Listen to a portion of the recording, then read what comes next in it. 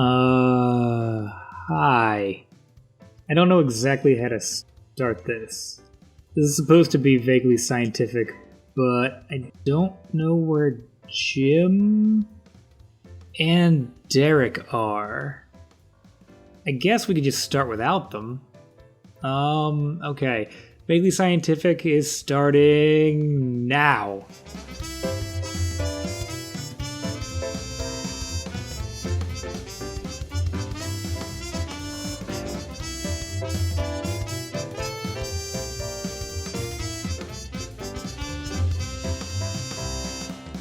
Hi, I'm Justin.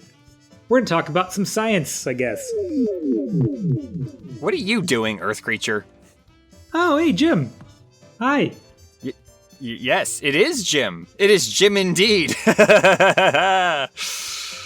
Is Derek with you by any chance?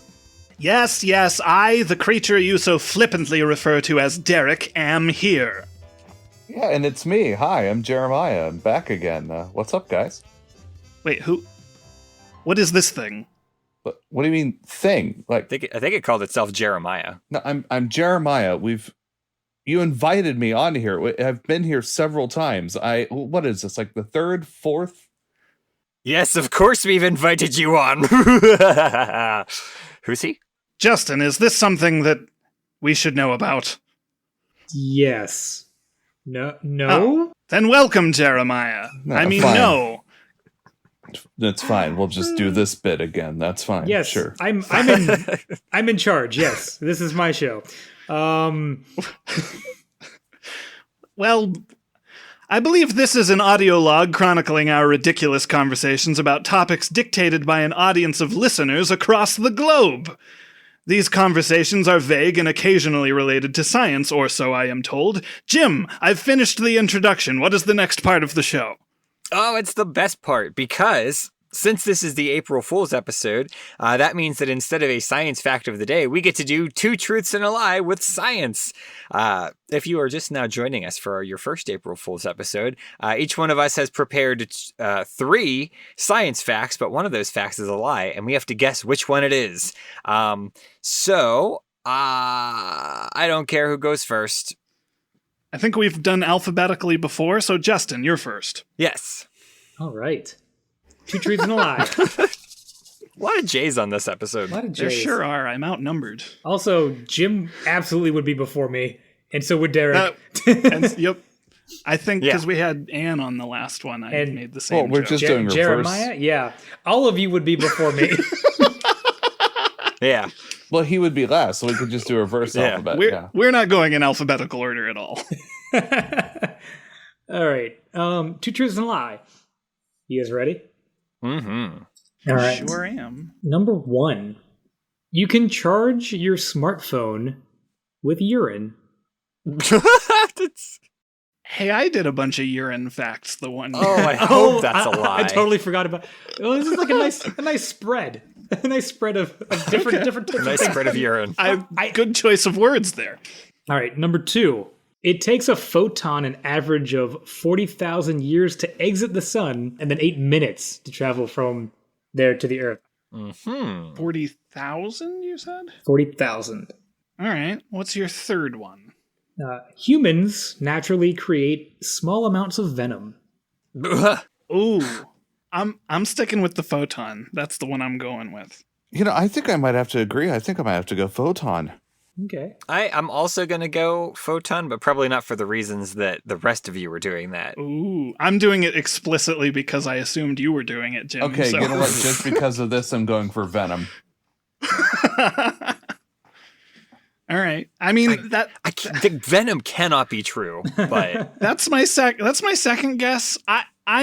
No, I saw a documentary about that. It had Tom Hardy in it. I think it's true. You're right. We are Venom, as a matter of fact. They made 2 of them. We are Venom. He didn't naturally produce that. That was outside. That was a space thing. Well, he financially produced it. I mean, he had a lot of say. I mean, you're not wrong.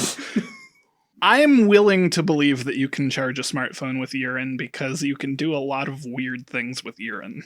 yeah, So we're not revealing it yet. So not yet. No, that'll be at the end of the show. So you got to listen to the whole thing. So let's get some more science facts. Jeremiah, do you have some?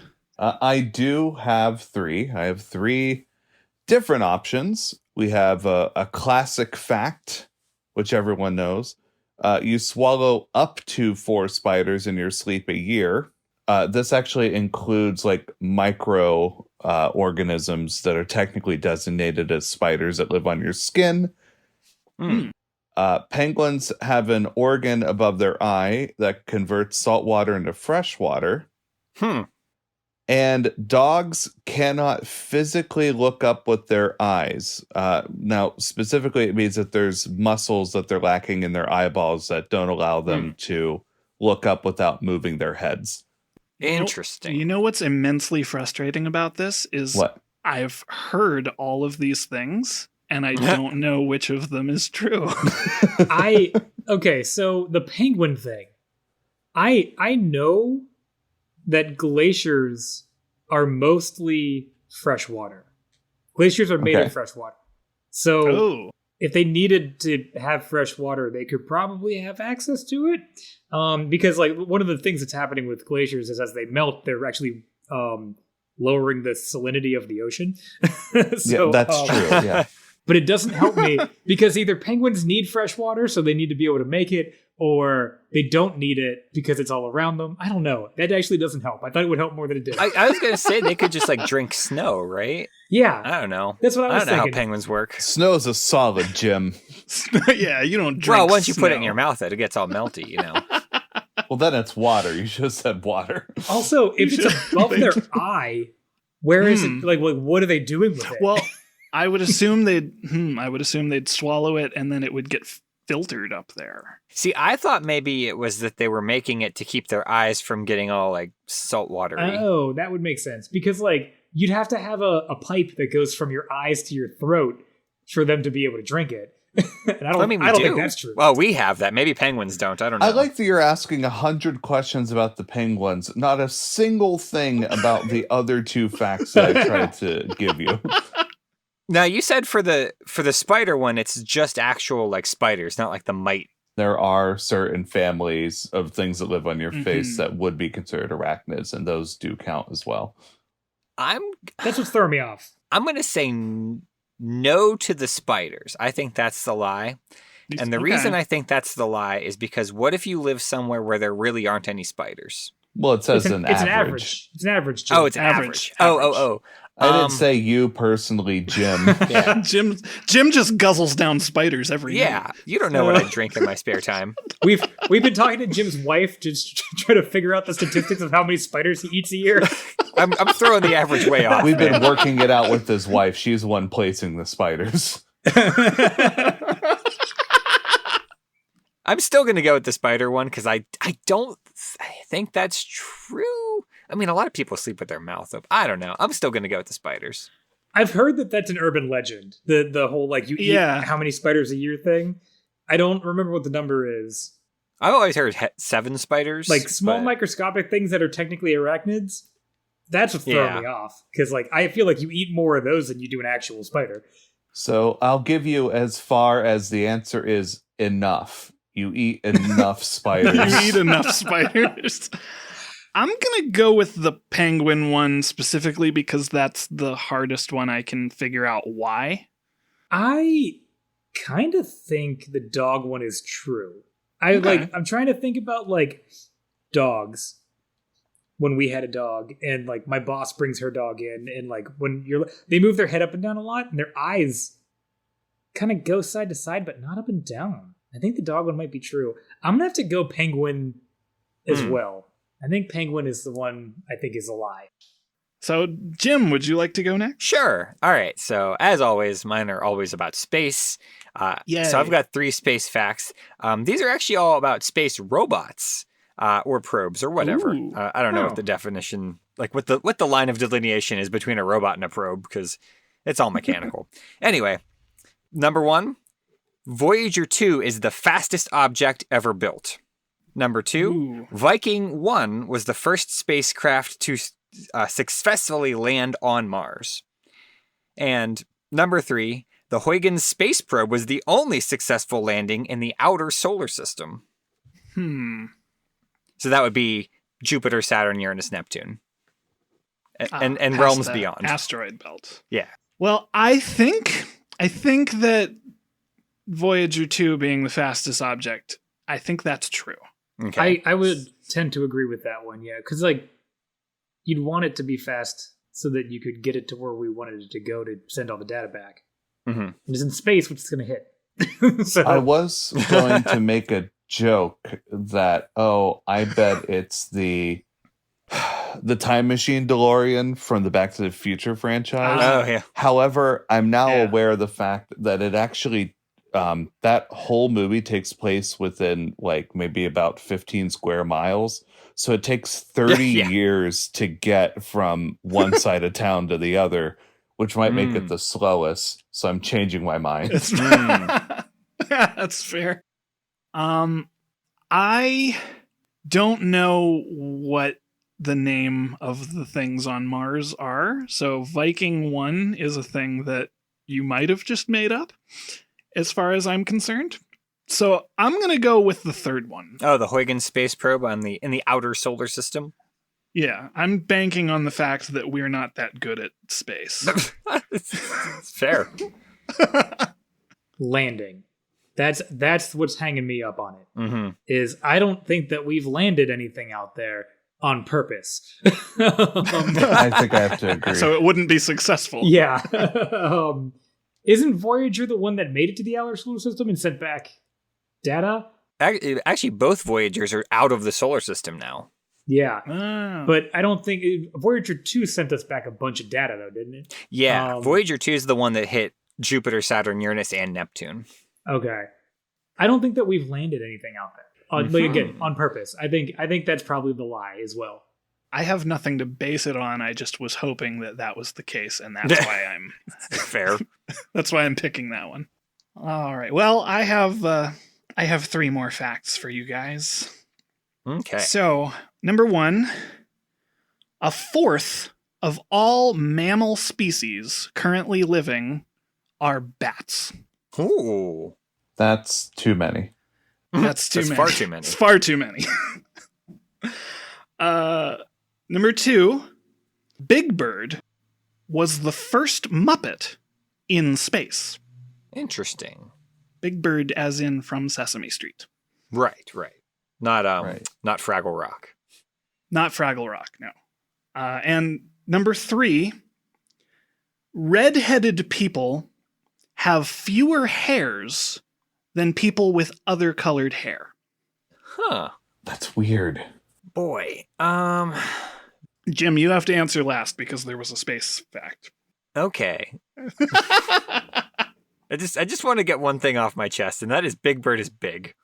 Big Bird sure is. 8'2", I think. Holy cow. I would have guessed Elmo was the first Muppet in space, personally.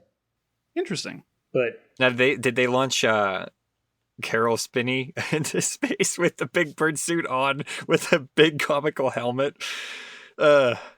I don't know how this worked, if that's the right one or not. I genuinely have no idea what the correct answer is, actually. Oh. So Okay, all right. I just wanted to cover my bases. It was a gamble when there's space involved. Feel like I saw some sort of, I don't think he like straight up went into orbit, but I feel like I saw like a space camp thing where he was in like either like the vomit comet, like one of those things where it's like, well, this is technically space. so as a clarifying question, Derek. Yeah. Are you saying that Big Bird the Muppet went into real space? Or are you saying that Big Bird is the first like Muppet to go to space on TV? Okay, so there's also Muppets in space, and in the earlier Muppet show, there was pigs in space. I'm talking about real, actual space. Because there's also a planetarium show with Elmo in space. Yeah. Yeah, it's called Big Bird's Adventure, and Big Bird isn't even the one that gets to go to space. And Elmo goes to space, yeah. Yeah, Elmo super ripoff. upstages him. Darn you, Elmo. Elmo makes a friend in space, though. That's true. Could have been Big Bird, though. That's all I'm saying, is that it could have been... Could have been the Big Bird. Big Bird is superior in every way to Elmo. I want to say Big Bird went to space, and there's an asterisk next to it. What if it was a tiny Big Bird? What if it was a Big Bird like doll? That I can believe. The other two were redheaded people have fewer hairs. Oh, right. And a fourth of all mammal species are bats. I don't believe in the bats. That's so many mammals. You don't believe in the bats? No, I don't think they're real. I'm going to say the first one is the lie. The bats, you think that's the lie? Okay. I think so. It's a lot of bats. It's a lot of bats. There are a lot of bat species, though. It's true. A lot of things on the earth are not mammals. Although there's like mammals underwater too, so Yeah. I can see the one about red hair being true, because red hair is a genetic thing, so why wouldn't that be a part of it? You know what I mean? Like, just on average, I wonder if people who have red hair. I feel like any person that I've dealt with, any person that I've like interacted with who had red hair, I feel like it was, if anything, thicker. How many bald people have you had interactions with who could have been redheads but weren't? Fair. They're messing with the average. Like Jim with his spiders. Yeah. All these bald people messing with our averages. Jim says the bats. I don't want to move on until I got like a vote from each of you. I'm gonna go bats too. All right. The more I think about it, the more that is a lot of animals that are not bats. So. Yeah, that's too many. Jeremiah, did you have a guess that I missed? And now I've forgotten. I can tell you which ones they're not. I don't believe in the bats, and I don't believe the red hair one. That you said the second one that we talked about forever, and it skipped in my brain. What was this? The other one that you said? Big Bird. Yeah, Big Bird. It's Big Bird.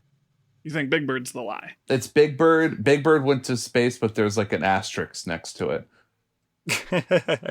Okay. Well, we'll find out, and so will the listeners in a little while. Yeah. But as is our April Fool's tradition, we do have some questions that we're going to talk about. So maybe I should just start reading those. Yeah. So question 1 for April Fools this year comes to us from Bart Howard. What is spring like on Jupiter and Mars? Ooh, rough. I mean, this is just Jim's just going to give us the real answer and we can move on. Well, I don't have to give you the real answer. I mean, like, where in the strata of Jupiter are we talking? Because we like talking the cloud tops, or we like talking the solid hydrogen core? I don't know. Some of it's hot, some of it's gaseous, some of it's poison. Yeah. You know what? I don't think any season on Jupiter's great. Okay. So I mean, that's my. According to Bradbury, it just rains all the time, right? Isn't that Jupiter? That Illustrated Man story happens in, where like the astronauts are just getting rained on constantly and they kind of go insane. Huh. I mean, I believe it. Jupiter is. There are some people that think it might rain diamonds inside of Jupiter, like in the lower super high pressure, like where carbon can be compressed into diamonds, just apropos of nothing. Speaking of compression on Jupiter and Mars, spring would be much more effective on Mars due to the lower gravity, but a spring would just be like a flat disk on Jupiter due to the compression. I see what you're doing here. Spring's not going to be on the season spring, because Jeremiah is correct. Yeah, I know I'm correct. But the season spring on Mars is not going to be that much different than winter or fall. Summer's a little warmer. Like, it's been known to get up above like 0 degrees Fahrenheit in the summer. Oh, balmy. So in other words, no. I don't know. I was trying. In other words, please be true. That's what I was going for, Jim. Yeah. Immediately caught it, was immediately angry. It's funny because I always assumed this song was by Sinatra, so I learned something new. Well, it was famously sung by Sinatra, but it was written by Bart Howard. Oh, by the way, I just pulled out my copy of the Illustrated Man. It's Venus. It's Venus. It won't stop raining on. That makes sense, because back in the olden days, like they thought Venus was all swampy and like marshy. And jungly, yeah. Ah. They thought Venus was jungly, and they thought Mars was basically the Sahara, or Death Valley. Did they actually think that, or did they just depict them that way? They thought that for a while. They thought that. Okay. Tons and tons of sci-fi that described Venus as like really like jungly and marshy. Mhm. Yeah. Yeah, because it's hotter, closer to the sun. It's covered in clouds, so it's like, oh, well, it must be raining a lot. We didn't know the clouds were made of sulfuric acid. Yeah, that'll do it. I mean, it does rain on Venus, just acid. Yeah, just bad. Actually, the same thing happened with Mars. We thought Mars was like a world with civilization, and then we got the first pictures back from, whatever space probe it was, and they were like, oh, it's actually just garbage, desert, useless. There might have been water here at one point. We don't know. Yeah. Well, we do now, but we didn't then. Mm-hmm. Which is ironic because that's usually what it's like after humanity gets there. Yeah. Yeah. Oh, you know what planet has the weirdest seasons? Pluto. No. Well, Uranus. yeah, it's actually Uranus because it's sideways, but its North Pole always points off in a specific direction, just like Earth's does. So as it orbits the sun, there are some parts of the year where Uranus's North Pole is pointing right at the sun. There are some parts of the year where it's pointing off to the side, so it has a normal daytime and nighttime cycle. And then Interesting. on the opposite side of the year, the South Pole's pointing at the sun. It's a weird daytime and nighttime season mess. Daytime season mess. Hey Bart. Hey Bart Howard, who phoned this question in. Oh yeah. Why Jupiter and Mars? Why only those Jupiter? two? I think it rhymed. It fit the meter. Yeah. It rhymes. Yeah, because Jupiter it's and Mars. fly me to the moon and let me play among the stars. Yeah, it rhymes with stars. Yeah. And then let me see what spring is like on Jupiter and Mars. And Jupiter's just, Yeah. it's the syllable count too. That matters. And, Yeah, and like, no. because the thing is that we all know that spring on Mercury's trash. Like we knew that from the word go. Oh yeah, there's Oh, no yeah, of question. And course. nobody wants to know what the spring is like on Uranus. So the only 3-syllable planet left is Jupiter. I don't know. I'm a fan of 1 in a compression. million chance, Doc.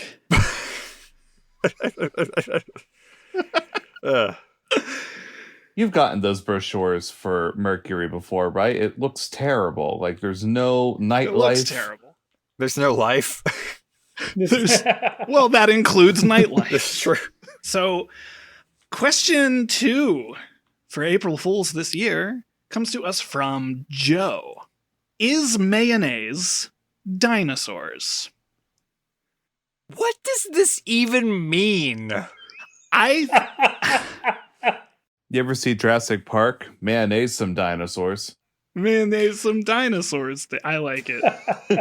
Solved it. We're done. Okay, so I'm going to say no, but that is with a suspicion that what they were getting at with this question is that mayonnaise is made of eggs, chicken eggs, and claiming that chickens are dinosaurs. Now, I'm going to argue that eggs aren't chickens. Right, because the eggs So- they use are unfertilized, so Yeah. I assume. So no, mayonnaise is not dinosaurs. Everything is dinosaurs. Good counterpoint. Yeah. I need you to speak more on this. No. Nope, moving on. We're moving on. All right, let's go. No, just real quickly, I do want to ask this because I mentioned Jurassic Park, and one of the things was that they had a really good cafeteria in Jurassic Park at the park. I would wonder if you could, like, what would a dinosaur hollandaise taste like? Because they have those eggs. Yeah. Do they serve dinosaur meat in this cafeteria? Is that ever explored? I wonder. They don't necessarily. It feels like something that Crichton would have absolutely written into the book, and then they would have just disregarded in the movie. But Yeah. Right. Well, I also wonder if because that's their display, like if they'd be considered a protective species or something. Yeah.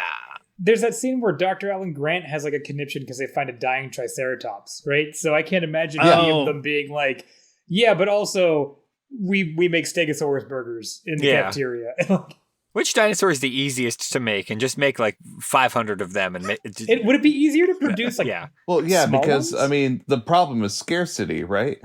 yeah. I wonder, if it would be easier for the small ones. Would it be easier to produce like a bunch of small ones or like one big one? I mean, you're getting more meat. You're getting them in bulk. Yeah, that's the Costco of dinosaurs. The Costco of dinosaurs. Yep. One pterodon wing could feed a whole family.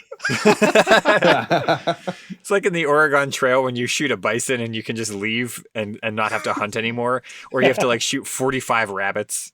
But how many animals does it take to not be considered endangered anymore? Can you just like be, oh, okay, well, we're 500 away from that, so I'll make 500 more so you can't legally come after us? Yeah. That is a very complicated and unfortunately political question. Okay, moving on. Because it's most... Okay.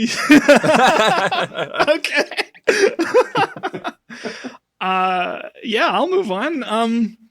So question 8 this year. I know I'm going to mess up, so I'm just saying messing random up numbers right now on purpose to make sure get just it out committing to it, you know. Question 3 this week comes to us from The Clash, which is a weird name. Should I stay or should I go? Well, what's the destination? Yeah. I mean, that's a good follow-up question. I'd want to know more details. I have another follow-up question. Yeah. How on fire is your current location? Well, geez. I know that if I go, there will be trouble. Well, if you stay, there will be double. Oh, that's a good point, too. Unless you intend to rock the Casbah. Oh, yeah. So, well, statistically speaking, it sounds like I should go. Yeah. No, if there's double trouble, I'm getting out of here. That sounds like Team Rocket. So we're blasting off again. Yeah. This is a bad question. It's circumstantial. It's Clash, very circumstantial. Yeah. They should know better. They should. Unless the Clash is a WWE superstar asking if he should stay or go in the ring. Oh. Now, should I stay? Should I go? As in, should I arrive? Right. I would say it depends on who your opponent is, because I mean, if you're going up against like, I don't know any jobbers in WWE, but if you were doing that, then go. Yeah, sure. If you are going up against like Roman Reigns, I'd stay home. Or the Undertaker. He only does one a year. He only does WrestleMania now. Yeah, but he always wins them. If I stay, it will be trouble, but if I go, it will be double. Maybe it's a double payout if you leave. Ooh. Oh. It will be double. So, yeah. There's too many variables, I think, to really come up with a consensus. Well, come on and let me know. I can't. I unfortunately can't. The Clash, you need to send in a more specific question. Yeah. Did they do Are You Gonna Be My Girl? Is that them? No. That was Jet. That was Jet. Okay. So, see, that was a better question. Yeah. Are you going to be my... Yeah, the answer is no. I mean, from me personally, no. Yes, right. Yeah. I mean, for all of That's us. also very situational, though, because if they asked someone who was willing to say yes. Yeah, there you go. So you got to ask the right... So you got to ask, should I stay or should I go to the right group? Well, Jet would be asking all of us. My assumption is that the answer is no. The answer is no for me. I'm not going to be your girl. Yeah. Right. I can't be. I'll be your baby little boy. Yeah. But no, won't be your girl. Counterpoint to all of this, though, I think we should all go on to the next question. All right. Yeah. Question 36 this week comes to us from Matt and Nate. Why are highlighters so much bigger than Sharpies? Well, my friends out there in the internet land, let me introduce you to the Sharpie Magnum. It's big. Oh, no. Is it bigger than a highlighter? It is. It's at least half an inch wide. It might be bigger. The Magnums typically are. Yeah, it's like the kind of highlighter or the kind of Sharpie that you would use to like make a giant yard sale sign that's like 4x6. Now, you bring up a good point there, Jim, because Sharpie is a About brand. yard sales? About... Sure. Sharpie is a brand name, right? Yes. They make highlighters. Do they? I was going to ask. So they do make highlighters. They Yeah. do. They make small highlighters too. They don't That's just true. make big ones. They make tiny ones. This question doesn't make any sense. I think more people should buy Sharpie Magnums. Yeah, I think Jim might work for Sharpie. That's I wish. That's my takeaway from you. Do you know how much money I would make working for Sharpie? I think Jim is a sales rep no, for I Sharpie. Oh It man, depends I what would your make so job much would more be. money than I do now.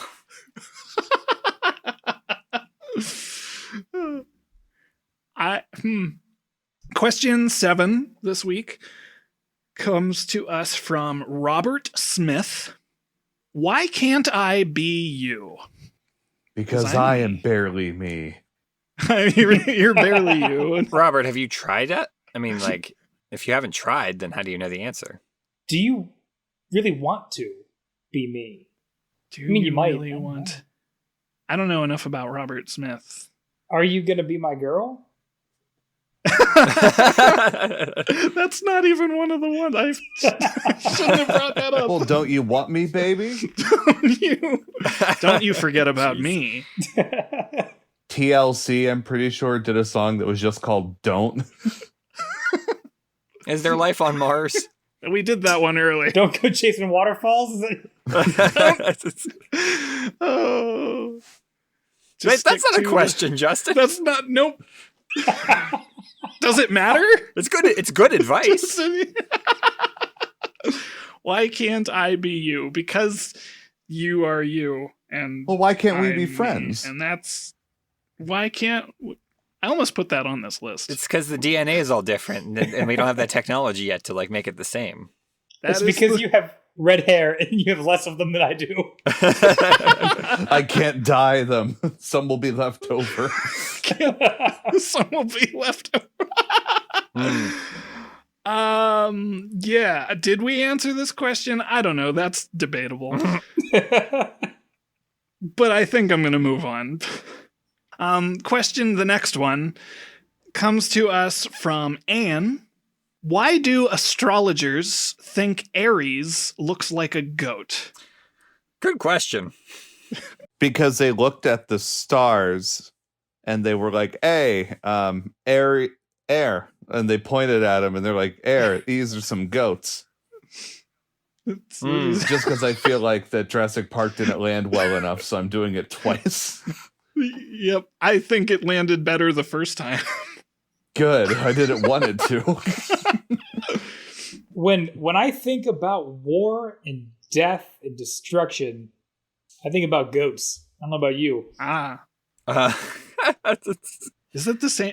I don't know if it's the same Aries. I'm just imagining like one goat against like the entire Spartan army, and I can't see anything but that, and it's amazing. This is as close as any constellation has gotten to being just a straight line. Yeah. Nothing says goat more than a straight line. Than a straight line. The answer to this question is they didn't have a lot of They didn't have Netflix, is what you're things saying. to do. Yeah. They didn't have Netflix. The other thing is wow. goats can be fast, so this could be like the trail of the goat, like as Oh. it's charging forward. The Trail of the Goat sounds like an old movie. The trail of the goat.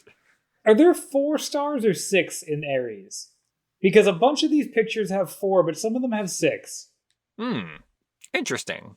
And the ones that have 6 don't look any more like a goat than the other one. Well, fair. But like there is at least one spot where you're like, okay, that could be a horn, I guess, if you really tried.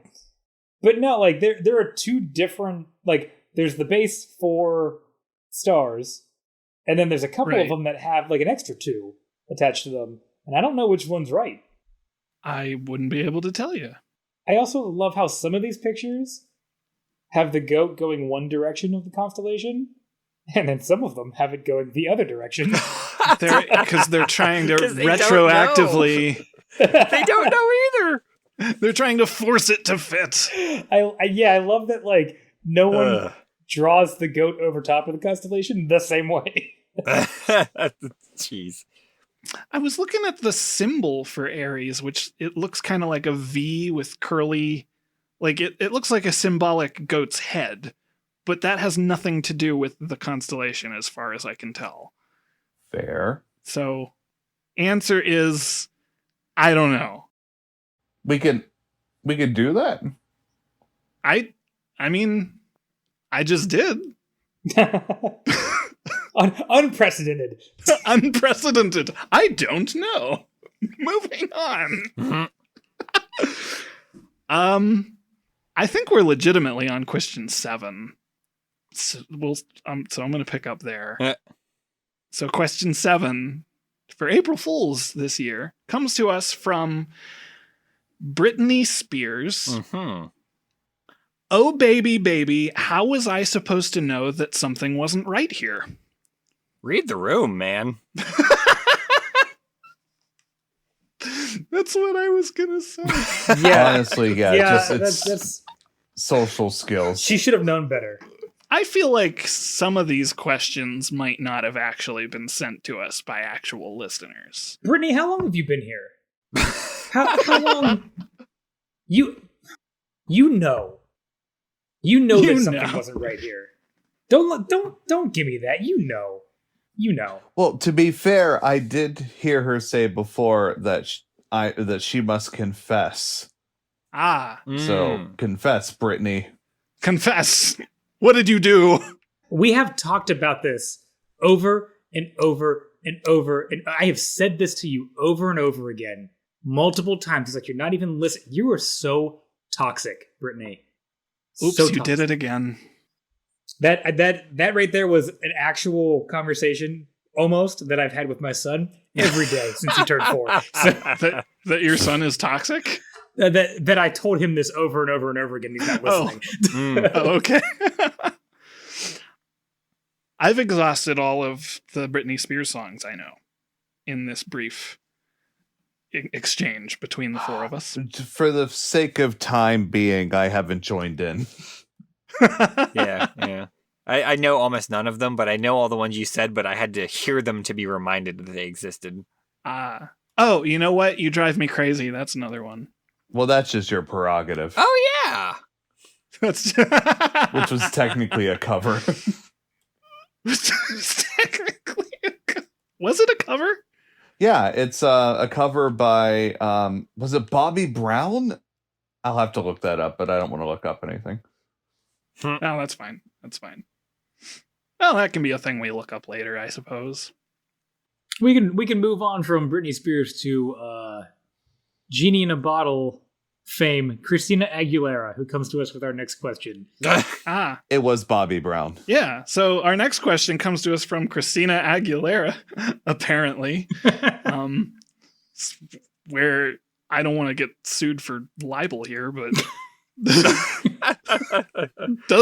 comes from allegedly Christina Aguilera. If you could transform into any fish at will, but only one, which fish would you pick? Oh, wow. Blowfish. No, swordfish. Oh, man. No, flying fish. There's too many fish, guys. There's too many fish. Listen, I'm not going to get into the whole no such thing as a fish taxonomy, but No such thing as a fish? You do have to get into that a little bit now. That you brought it up. Actually, go ahead, because I actually read about this fairly recently. I don't know anything about it. Here's the thing, is that by all different classifications, the problem is if you get down to the definition of fish, there's no real proper definition of fish that you can do anything with. Because if you say, well, a fish is a water-based creature that has fins, well, then there's whales. There's a lot of other things. In fact, there's some things that we classify as fish, like jellyfish, that do not have fins whatsoever.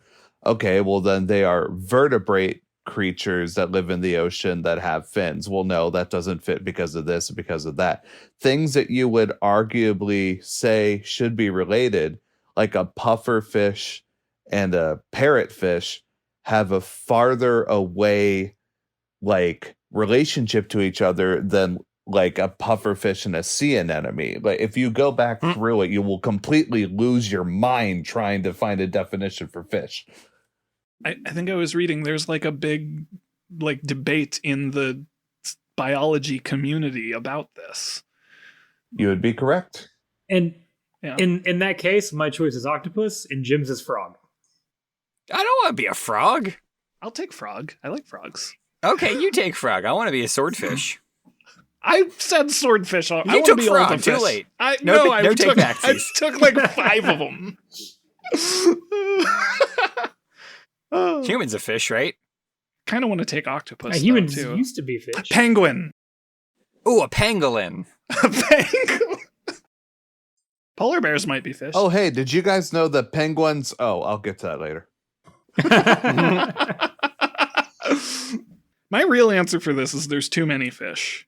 And I don't know enough about most fish to make an informed decision, and I don't want to get eaten by a larger fish. you want to be a shark then? Oh, yes, I'll be a great white shark. Good yeah, thinking. I think There that's you why anglerfish is the correct choice because Oh, man, that's such a good choice, too. there There are a lot of good fish. They're the predator. They get little bioluminescent lights. Yeah. They look wild. They got big teeth. Yeah, no, that's a good fish, and it's far enough down that like anything that can see you is small enough that you can eat, and anything that could eat you can't see you. So Yeah.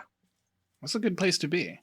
Am I able to pick the incredible Mr. Limpet, or is that too outside for people Yes. in our age Yes, group? you can save us from World War II Yeah. Man, Don With- Knotts. with your sonic You- boom roar. You went too ability. soon, Don Knotts. the goldfish from the Cat in the Hat seems like a good fish to be. Oh, that's a good one. He's very no nonsense though. I don't think we'd get along. Yeah. That's true. I'm gonna go with polar bear. So question, I don't know. Let's go with F.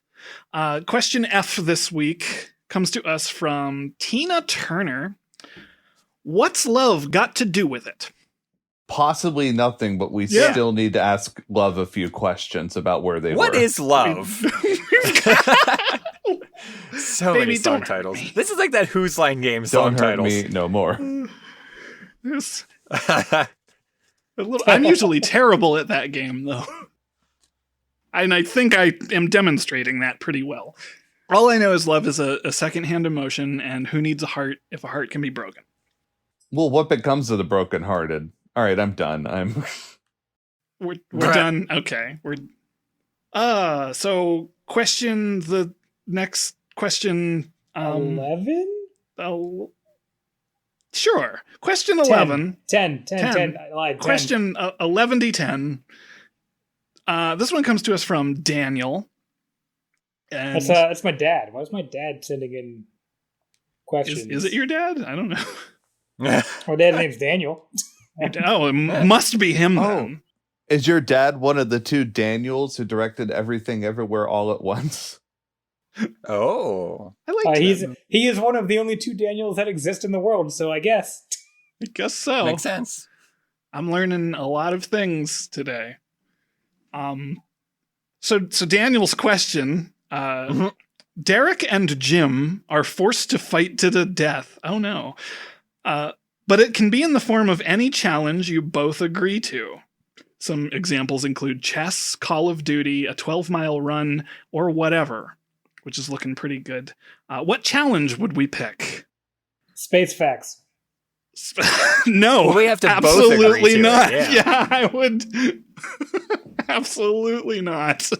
Yeah, that's the tricky part. Is something we'd both agree to do. Yeah. Directing I a was gonna be play. like, oh, like I'm pretty sure Super Smash Brothers I could probably win, but I don't think you'd agree to that. Yeah. I'm not going to agree to something But here, let me touch on this as well. I also don't want to pick something that I'm going to cause Jim's death with. That's true too. Yeah. Well, here's the problem with that. It's literally phrased as a fight to the death. So you've already failed. It says we are forced to fight to the death. So We're forced Yeah. to fight to the death in a challenge. Well, so say we pick chess is one of the examples he's given Yeah, us. Does that mean that whoever Like we're actually killing each other with chess, or is it that whoever loses the chess match? Chess into one of you? Yeah. Yeah. I thought maybe we just go to the guillotine afterwards. Like what's that show? The Korean show with the Squid Game. Squid Game. Yeah, it's like a Squid Game thing where somebody is like moderating it. It's giant chess from Harry Potter where the chess pieces smash you if you. Oh. See, I like the. Did you guys ever play Battle Chess?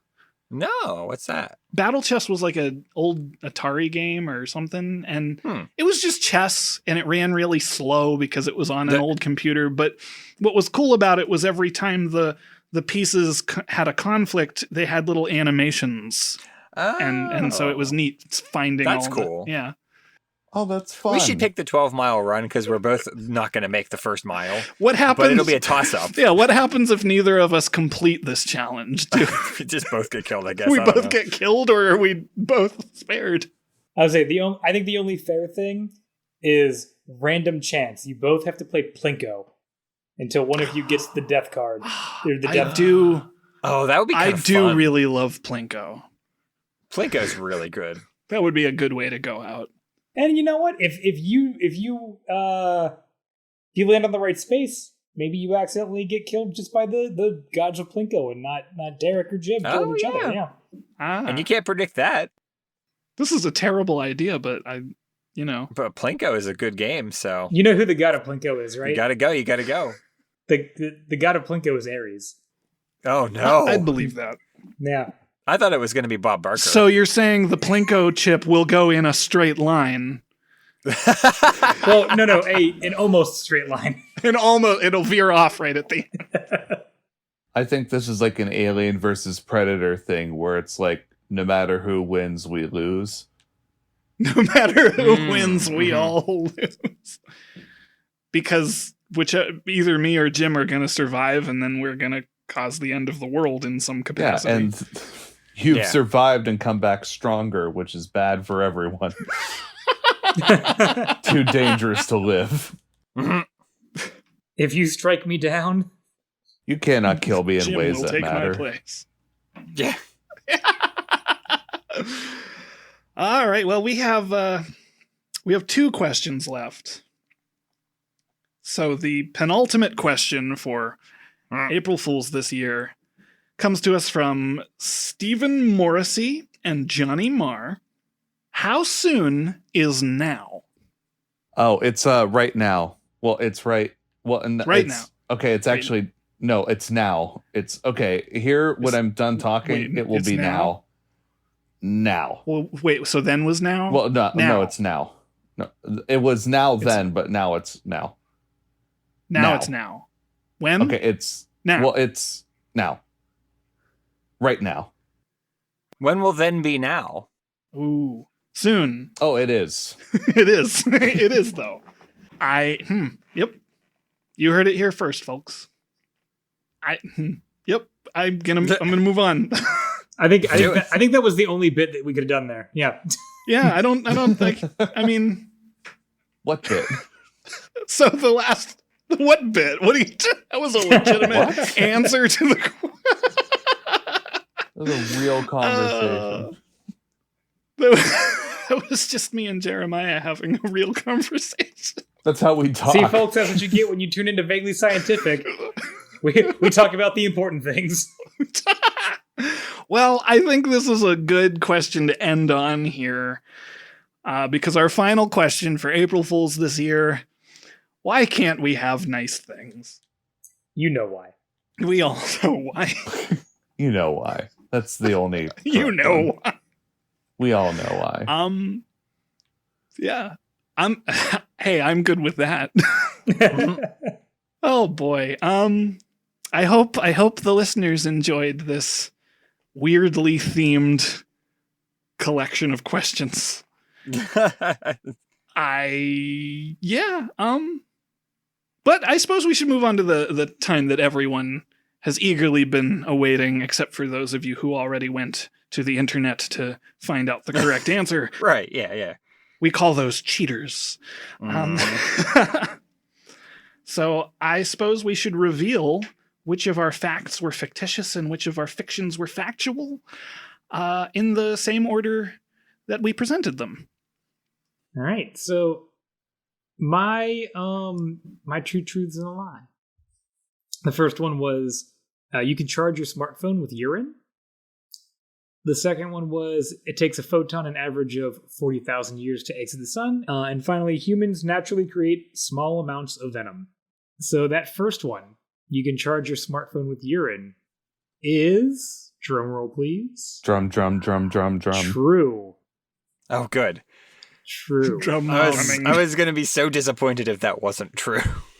I didn't know that, but I just totally believed it.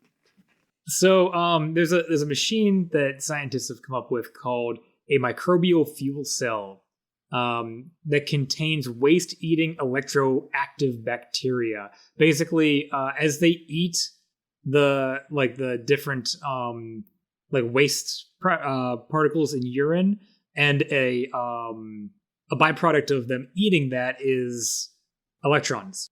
Right, so like they create electrons as a byproduct of getting rid of the waste in urine, and then you're able to take those electrons and put them into a circuit that can charge your phone. So you can technically, with the right machinery, charge your phone with pee. Bear Grylls is Couldn't thrilled. I technically just do that using like a hydroelectric wheel, like a water wheel? In a very different way, yes. All right, so the second one it takes a photon an average of 40,000 years to exit the sun, and then 8 minutes to travel from there to the Earth is... this is the one everybody's waiting for. True. Yes. This is a wild one. And this one actually is a little bit more like... the key phrase there is average, right? Because it can take photons less or more time than that as well. Essentially, the way that photons travel is they travel a distance before being absorbed and released by atoms, right? So the photons move, they kind of bounce around. But when they're released in a random direction. And the sun is big. So they're not traveling in a straight line, right? They're traveling in sort of like a... like bouncing around different places.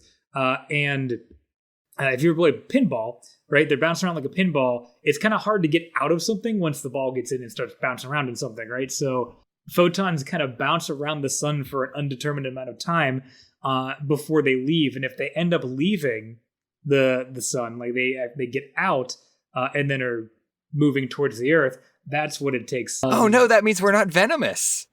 That means So we're not. venomous. Oh, but I wanted to be. This is a very cool one, though. Ready? Okay. Yeah. Humans naturally create small amounts of venom. While it's not true, right? While we don't currently produce venom, we could. Reptiles and mammals have like all of the capability to produce venom. We have the ability to produce it. I'm sorry, not the ability, the capability to produce it eventually. But we haven't evolved to the point where we could actually physically produce it yet. So there's potential. There's potential for us to, like, we have all of the things that you would need to create it. You're saying there's a chance. The Journal of Proceedings of the National Academy of Sciences published an article about how we have the capacity to produce it, but not like the actual capability to produce it, which I thought was kind of cool. So while we don't naturally produce small amounts of venom, in 1,000 or 2,000 or 5,000 years, maybe we will. I can't wait. Literally. No, we're not going to be here, Derek.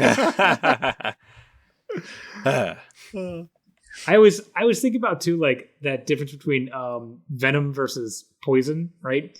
Venom basically has to be injected, so we'd have to be able to like bite people. We'd be vampires. We'd be vampires. There's Oh, a vampires. fun. Vampires are venomous. That's the thing. Well, don't we actually have incredibly bacterially horrifying mouths? Like Komodo dragons.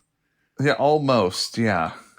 So we could just bite. Well, we will give people I infections. swear if we that's a bite thing that I've read before.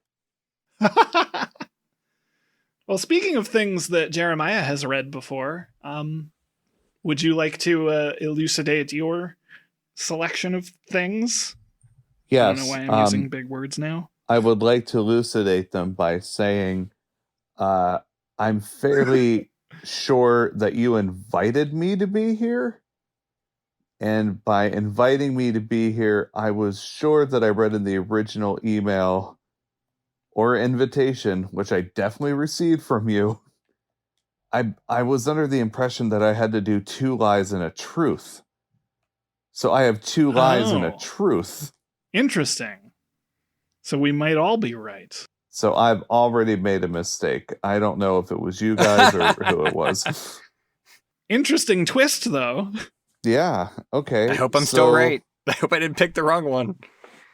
Let's go with the order I believe I originally told you guys. And I want to do this Mari style because I used to watch that show. You're not the father. The first one was you swallow up to 4 spiders in your sleep a year, things that are classified as spiders.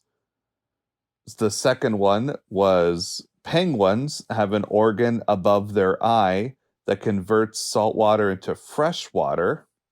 And the fourth one, which is actually the third one, is that dogs cannot physically look up with their eyes. They do not have the muscles. They have to move their head. We ran this through our fact checkers. And of course, as we all know, swallowing up to 4 spiders in your sleep a year, that is a lie. Oh, good. That is a lie. Okay. That is It's historically actually more like been a 35. lie. Yeah, it's actually more like 37. But we aim too low, especially if you claim like arachnid like mites that live on your eyebrows. Uh-huh. Well, they live way up there. 37. My mouth's way down here. I'm fine. 37 a Yeah. night. I don't know if you reckon. Yeah. Yeah, that's In a row? It's all in one Yeah, wad, 37 actually. a night. I don't know about you, but I'm eating 37 spiders right now. Did you take them from Jim? And they're all huntsman spiders for some reason. They're all mine. Well, you see, the problem is I swallowed a fly earlier. Oh, yeah. I don't yeah. know why. perhaps you'll die. I don't know why I swallowed the fly, but I swallowed the spider, so it'll be fine. Yeah. You should try a bird. I'm also factually an old lady. Do you live in a shoe? Is that the same one? The same nursery? I think it's a different old lady. We're related. There's only ever been 2 old ladies. Anyway. Fact number 4. There have only ever been 2 old ladies. And they were both named Daniel, apparently. They're both named Daniel, and they both directed Everything Everywhere All at Once. Anyway. The next one I will tell you that we will go through is dogs cannot physically look up with their eyes. They lack the muscles. They have to tilt their heads. That's a lie. Just go up to a dog. Like you can see this is false. Dogs are cute. So yeah, dogs are cute, and they're so cute because they have the ability to look up to you physically as well as emotionally. Nice. I'm glad that one was a lie. I felt bad for dogs for the whole time we recorded this. Wait, so does that mean that... Yes. I am happy to report that penguins have an organ above their eye called the supraorbital gland that converts salt water into fresh water, and it does indeed drain into their throats as they swim. Huh. Interesting. Yeah, they're not drinking solid snow, Jim. I mean, they probably are at some point. Whatever you have to tell yourself. Yeah. I am mad that you had 2 lies and I still didn't figure out which one was the lie. Oh, no. I gave you like 100% more lie and you still got it incorrect. And I still missed. That penguin thing seems so unbelievable. I know, but it is. I love it. I'm so happy that that's the thing. Well, Jim, I think that you are up. So to recap, we had Voyager 2 is the fastest object ever built. Viking 1 is the first spacecraft to successfully land on Mars, and the Huygens space probe was the only successful landing in the outer solar system. So from the top of the list here, Voyager 2 being fastest, that is false. Ah, Really? Yeah. It's incredibly fast. Like it's exiting the solar system at several miles a second. But since then, we've actually built something faster than that, and that is the Parker Solar Probe. At the moment, it's not even at its fastest speed yet, but right now it is traveling at about where did I write this? It's traveling at about 365,000 miles an hour. And as it continues to spiral in towards the sun, its top speed should be about 430,000 miles an hour, which is 0.064% the speed of light, which doesn't sound like a lot, but anything that you can measure in like a fraction of the speed of light is a lot. So Yeah, that's wild. Now, is this something that Vin Diesel is going to deal with? I can't get over that because that was a fact that I discovered just because I was like, what's the fastest spacecraft we ever built? And I was like, expecting it to be Voyager 2, honestly. So, but yeah, so Viking 1 was the first thing to land on Mars. It wasn't the first thing to like fly past it, but it was the first thing to land.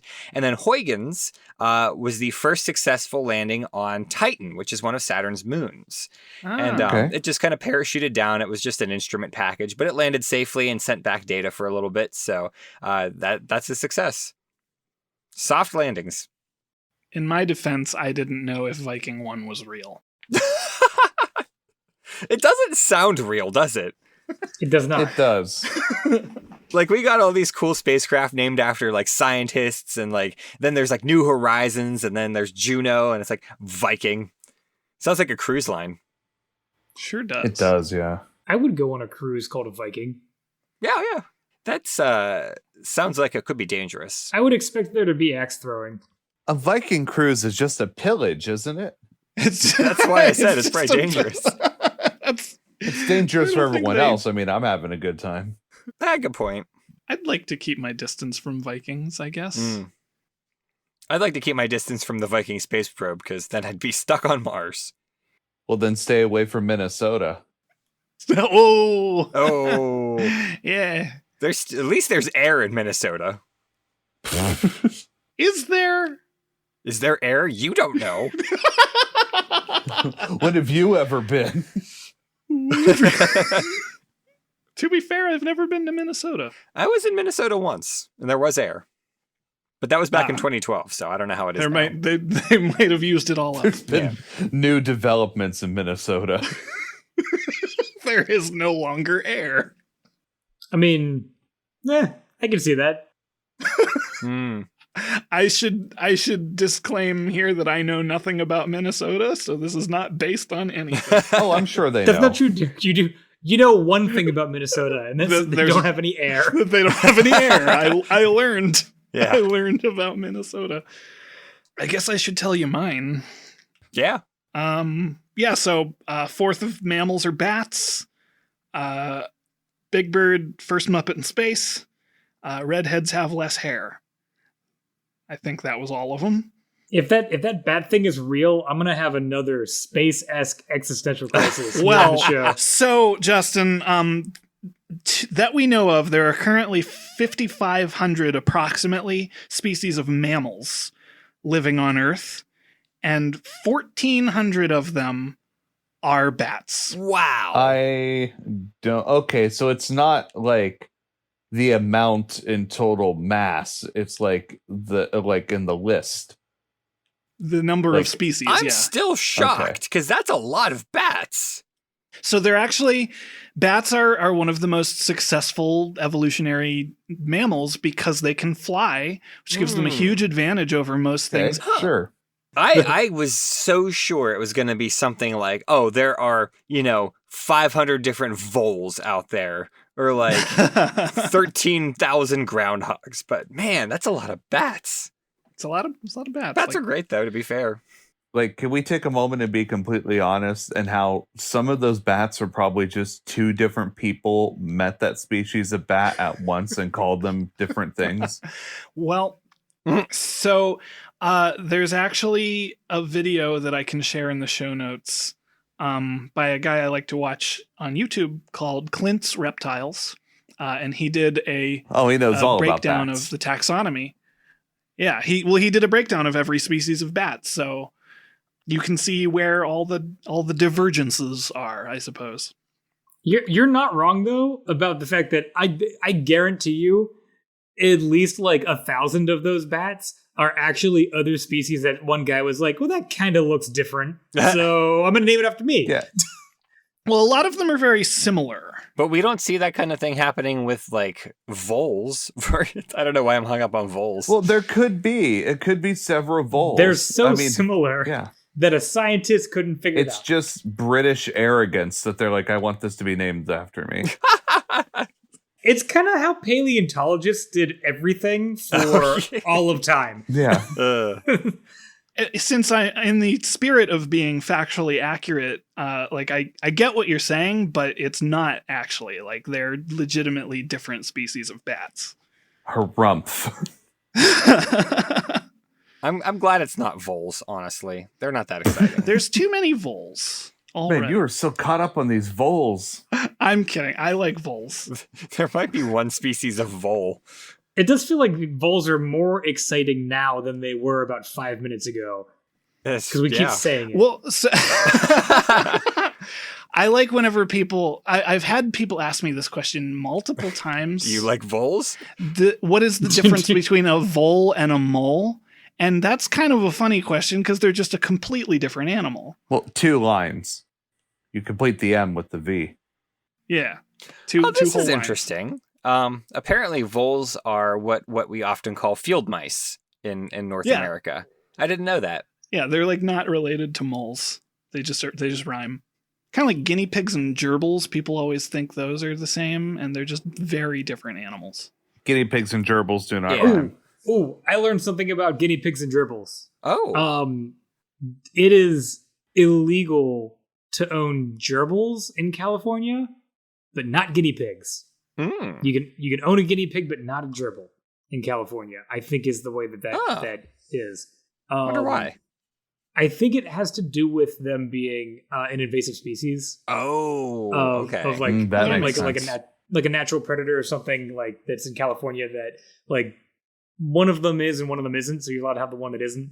Mm. Yeah, those are my facts. Nice. We learned a lot about voles tonight. Wait, did we go through... Okay, so the redhead thing is that... Okay. I had a weird hunch that was true because my child has red hair and it's thinner than I would expect it to be considering how long it is. So redheads on average have about 90,000 strands of hair, which is in fact less than other hair colors. So for example, blondes have approximately 140,000 strands of hair. Wow. And I don't have a breakdown of all of them, but statistically, redheaded hair tends to be thicker. I think somebody mentioned that. So it's hard to tell that they have less hair because it seems like as voluminous. Voluminous? Yeah. I don't know. Yeah, voluminous. I'll accept that. I'll accept that. So, yeah, my other one was Big Bird was not, in fact, the first Muppet in space. There, to date, has not been a Muppet in space. However, Carol Spinney was the first civilian invited to go up into outer space, and he was invited as Big Bird. And they ultimately decided that he shouldn't go because there were issues with, as I think Jim mentioned, the Big Bird costume is over 8 feet tall. Oh. It would have taken up too much space, but this means that Spinney did not ride on the Challenger. Oh. That was where he was going to go. Yeah, that's what I remember that from then. Big Bird almost went on the Challenger. That would have been devastating for a lot of reasons. Yep. I mean, like, the Challenger was already devastating, but also Big Bird on it? Yeah. He must have been like, oh God. Yeah. He must have really felt like he dodged a bullet there. Well, It's interesting that you mentioned the Jeff Bezos thing, because this was the reason this was even considered. Was Sesame Street was partnered with NASA to like promote children's interest in space, and they were trying to commercialize civilian trips to space, and they completely abandoned that after the Challenger. I believe there was a civilian on Challenger. Yes, it was a school teacher. Yeah, it was a school teacher, and they were trying to commercialize, or they were trying to have civilians able to go into space, and they stopped doing that. That makes sense, though. Yeah. But like that kind of explains the weird, vague memories I had about Sesame Street being involved in space camp somehow. Yeah, I'm sure that you did see stuff like that, because they were really trying to push that. I thought that was interesting when you said that.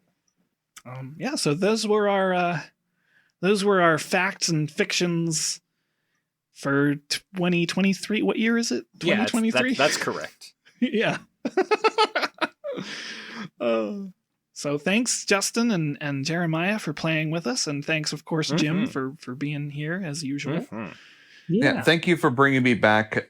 What is this? The third time? Like it seems weird that we're it's just 2023 is what you're. It's 2023. That's where you're getting third. Yeah. No, I've been on here I've been on several episodes. I have them downloaded. Episodes of what? Who are you again? Yeah. This is Vaguely Scientific. No, I'm Jeremiah. I know that it's Vaguely Scientific. I went back in time for you guys. Are you sure you're not thinking of Last Podcast on the Left? This timeline sucks. Wait, don't bounce yet. We got listener mail. Jim, do we have any listener mail? We do. And as always, if you want to send us listener mail, you can email us at feedback@vaguelyscientific.com. You can comment on our blog. You can like us on Facebook. You can tweet @VaguelySci.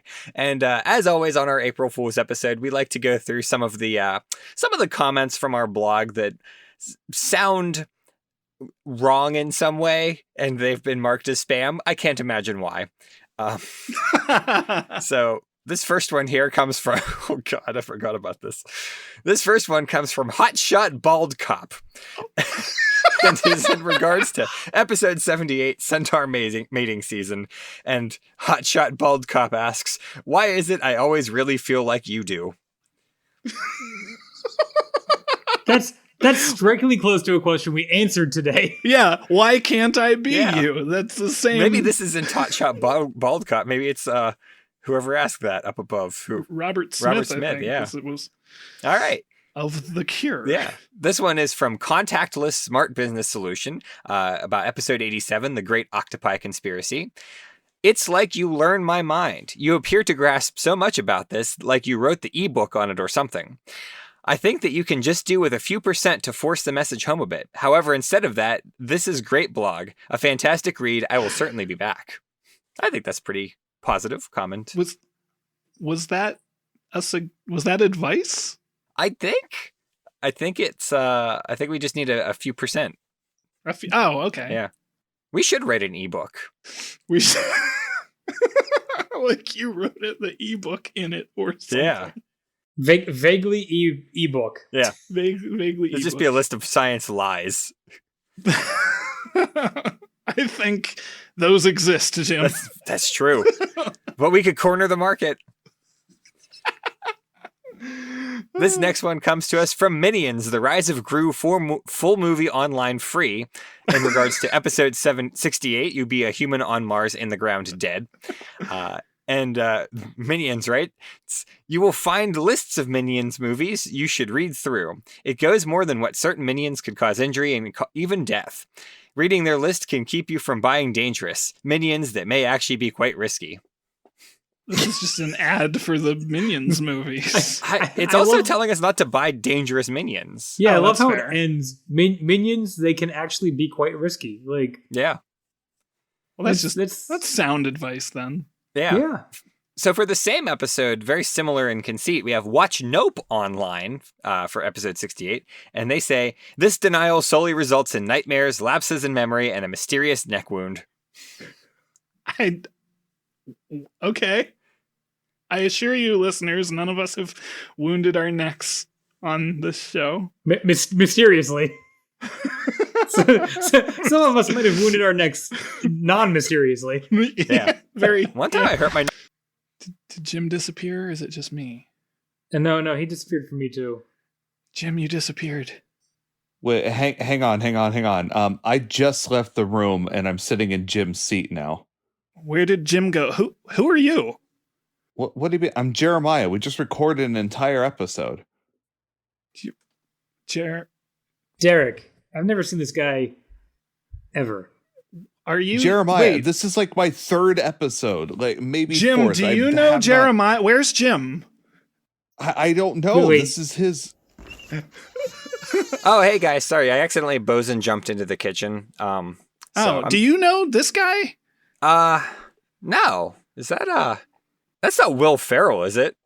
Jim, it's been like an hour. Oh, you know what? Fine. I really hate this. This sucks. And I'm gonna leave. I don't know what that was about. I don't. What is that mysterious neck wound that you have, Jim? Oh, that's from the bread maker. Ah. No, I guess it's not mysterious Well, anymore. now it's not a mystery. Yeah. Yeah, when I teleported, I hit the bread maker really hard. And that was probably what cut my mic, I'm guessing. Yeah, that's weird technical difficulties. Yeah.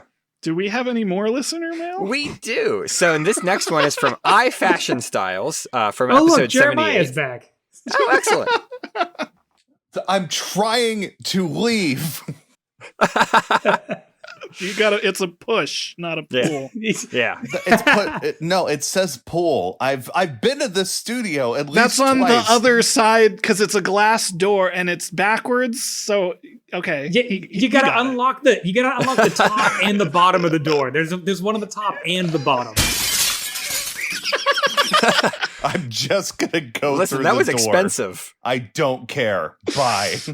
I You know who I am. So iFashion weird. Styles writes, "Hello, I love your writing very much. Percentage we keep in touch extra about your post on AOL. I require an expert on this house to unravel my problem. Maybe that's you. Having a look forward to see you." maybe is 2 words. Yeah. I don't know. People still used AOL, so. I don't think I ever used AOL. Yeah.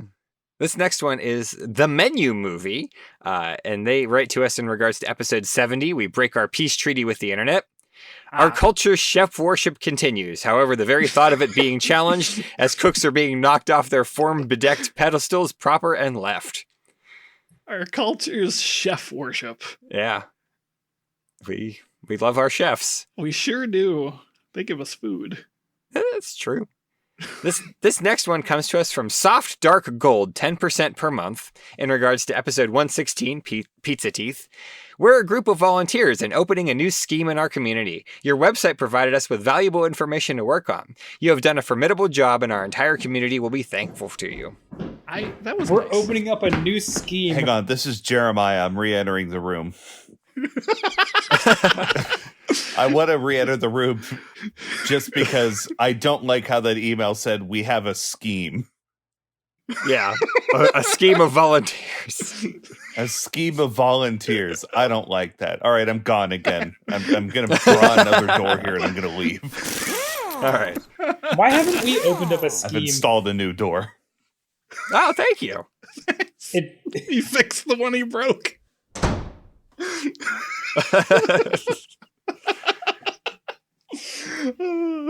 So this next one comes to us from USA Proxy and is in regards to episode 89, Carapace is full of malice. And they write, "Great article. It is quite unfortunate that over the last decade, the travel industry has had to fight terrorism, SARS, tsunamis, flu virus, swine flu, plus the first ever entire global tough economy. Though through all this, the industry has proven to be strong, resilient, and also dynamic, obtaining new strategies to deal with misfortune. There are always fresh troubles and opportunities to which the industry must just as before adapt and behave." The first ever entire global tough economy. The first ever entire global tough economy. That's not True. at all related to anything we've said. It's also not true. It's also not true. There have been many global entire tough economies in the past century and a half. It's all of history. Everything Yeah. before the 1700s. Yeah. And finally, our last email comes to us directly from COVID-19 and is in regards to episode 23, All Hail Our Corporate Overlords. And COVID writes to us, Off. Congrats sis on this message. This is actually truly outstanding, yet that's why you constantly crank out, my close friend. Great articles that we can drain our pearly whites right into and also definitely head to function. I adore this article as well, and as well as you correct.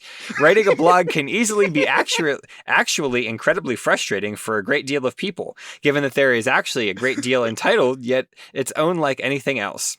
Everything requires time, and we all possess the exact same amount of hours and a time, thus put all of them to really good make use of. Most of us must start someplace, and your program is actually perfect.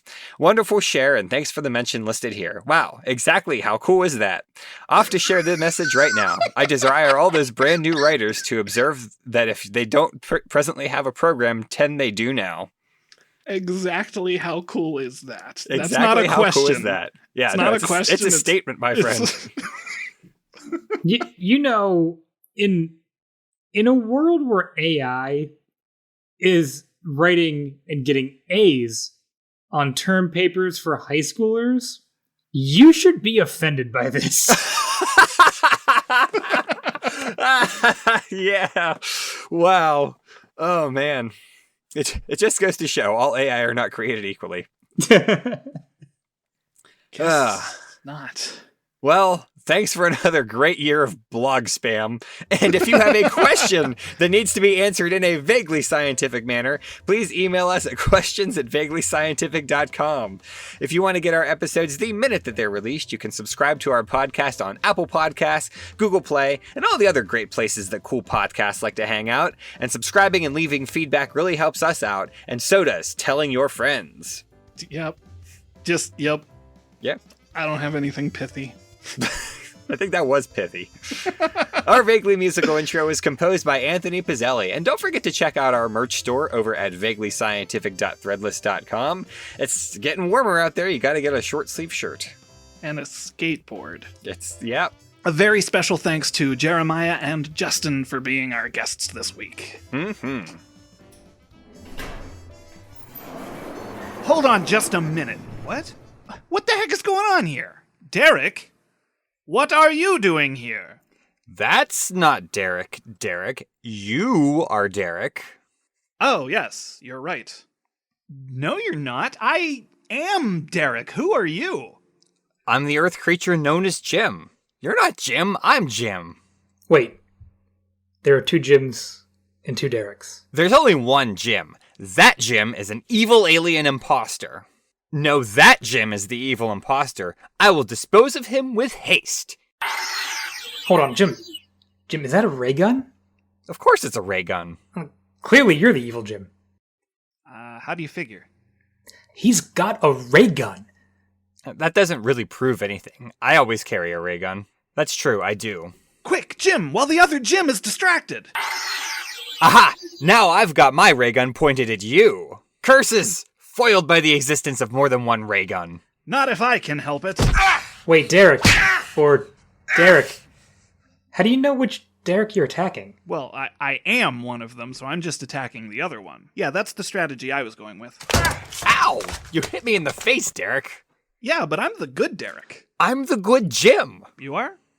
Wait, how can you tell? Take that! Oh, no, you've broken my ray gun. Aha! Now I'm the only Earth being known as Jim who has a ray gun. Drat. Quick, Derek, get him! You're not on the same team, Derek. Hold on. Everyone freeze. Oh no, my ray gun! That's right. In the midst of this spectacularly well choreographed and visually stunning fight scene, I've managed to get my hands on the one remaining functional ray gun. Now, stay right where you are. Good going, Justin. Now shoot the evil alien imposters and let's be done with this. Right. Here goes. Yes, I agree with Jim. Wait a minute. Which one of you is the evil Jim? Which one of you is the evil Derek? He's the evil alien imposter. He's the evil imposter. He's the evil alien imposter. Oh no. I hate this trope. How am I supposed to decide who to shoot? Shoot Jim. Which one? We'll just shoot both Jims, and then you'll be sure to get the evil one. The real Derek would never suggest shooting the good Jim. What are you talking about? That is absolutely a thing he would do. He's got a point. Yeah, I mean, yeah, that's true. That's fair. I mean, yeah. Yeah, that's fair. I was gonna say it if he didn't. Justin, just hand me the ray gun and run. We'll handle this. No, Justin, it's a trick. Obviously. Give me the gun instead. Hey, get your hands off of me. No, Derek. Whichever Derek you are. You're going to damage the power core of the ray gun. It's extremely unstable for some reason. No! No!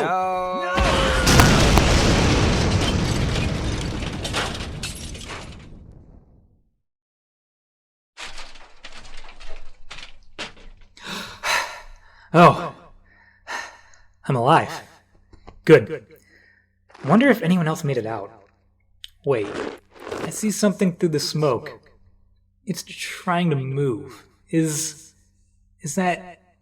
yeah, it looks like Jim. And he's hurt. Jim, can you move? Hold on, I'm coming. Jim. I don't know if you're really Jim or the evil alien Jim, but I'm here. If you're trying to say something, hold on. I can't hear you. Wait, let me just move the microphone closer. What are you trying to say, Jim? To Delu. Hey guys. I hate you guys. Who is this guy?